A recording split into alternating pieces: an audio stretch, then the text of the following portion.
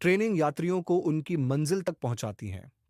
लेकिन अगर कोई ट्रेन ऐसी हो जो कहीं ना रुके, न कभी वापस आए और उसके यात्री हमेशा के लिए लापता हो जाएं।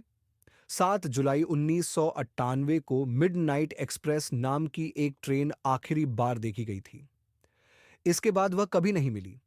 ना कोई मलबा, ना कोई यात्री, कुछ भी नहीं।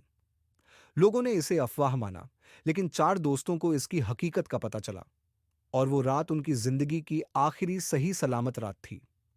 रोहित, अंजलि, करण और मेहुल, 4 कॉलेज के दोस्त जिन्हें अजीबो गरीब कहानियों की तलाश रहती थी।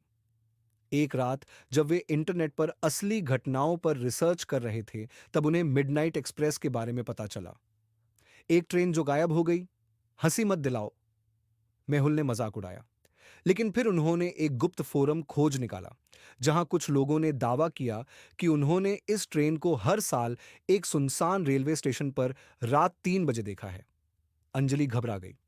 हमें वहां नहीं जाना चाहिए, पर करण हंसते हुए बोला, अगर हम नहीं गए तो सच कभी पता नहीं चलेगा।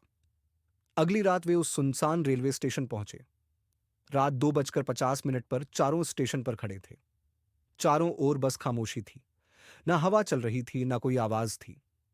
फिर ठीक 3 बजे एक ट्रेन की सीटी सुनाई दी। जमीन हल्के हल्के हिलने लगी और फिर वो ट्रेन दिखाई दी। पर यह पटरियों पर नहीं चल रही थी, बल्कि हवा में थोड़ी ऊपर तैर रही थी। ट्रेन का ढांचा पुराना और जंग लगा हुआ था, जैसे किसी ने अंदर से उसे खरोंच कर तोड़ने की कोशिश की हो। अंजलि ने धीरे से कहा, ये असली नहीं लग रही। ट्रेन का दरवाजा धीरे धीरे खुद खुल गया और तभी अंदर से आवाज आई, आ जाओ, अंदर आ जाओ। मेहुल ने घबरा कर कहा, भाड़ में जाइए सब, मैं अंदर नहीं जा रहा। पर करण हंसते हुए ट्रेन में चढ़ गया। दरवाजे एक झटके से बंद हो गए। रोहित और मेहुल ने उसे बाहर खींचने की कोशिश की, लेकिन करण बस खड़ा रहा। उसकी आंखें किसी चीज को घूर रही थीं। फिर अचानक ट्रेन चल पड़ी। करण, अंजलि चिल्लाई। घबराकर तीनों दौड़ते हुए आखिरी डिब्बे में चढ़ गए। अब वे सभी अंदर थे, पर ट्रेन अब पटरी पर नहीं थी। ट्रेन का अंदरूनी माहौल बर्फ सा ठंडा था। चारों ओर पुरानी पीली पड़ी अखबार की कतरनें चिपकी थीं। हर कतरन में एक ही खबर थी, 7 जुलाई 1998, मिडनाइट एक्सप्रेस रहस्यमय तरीके से गायब, 100 यात्री लापता, कोई सुराग नहीं। और फिर उन्होंने यात्रियों को देखा। पूरी ट्रेन भूतिया चेहरों से भरी हुई थी। वे सब खामोश बैठे थे, बिना पलक झपकाए। तभी पहली पंक्ति में बैठी एक महिला ने अपना सिर घुमाया। उसके चेहरे पर एक अजीब सी मुस्कान थी। अब तुम भी हमारे साथ हो। करण खामोश खड़ा था, कांपते हुए। फिर ट्रेन की स्पीकर से एक डरावनी आवाज गूंजी, अगला स्टेशन अंधकार।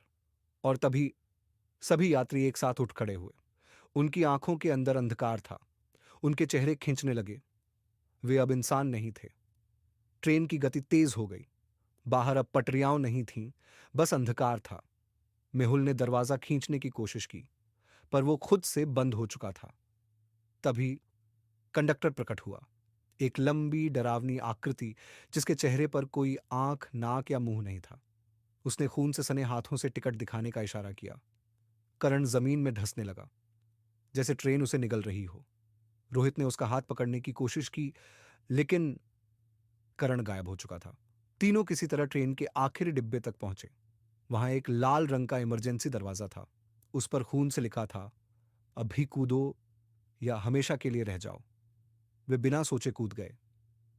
अगली सुबह तीनों रेलवे स्टेशन पर थे, पर करण उनके साथ नहीं था। क्या यह सच था या बस एक सपना? अंजलि बुदबुदाई। तभी ट्रेन की सीटी फिर सुनाई दी और उनके पीछे एक परछाई खड़ी थी। उन्होंने मुड़कर देखा। करण वहीं खड़ा था, लेकिन उसकी आंखें पूरी काली हो चुकी थीं। उसने धीरे से मुस्कुराकर कहा, तुम मुझे भूल गए थे। क्या तुम उस ट्रेन में चढ़ने की हिम्मत करोगे? अगर मिडनाइट एक्सप्रेस तुम्हारे सामने आए, क्या तुम भी अंदर जाने की हिम्मत करोगे? अगर हाँ, तो कमेंट में बताओ। डरावनी कहानियों के लिए लाइक, शेयर और सब्सक्राइब करो।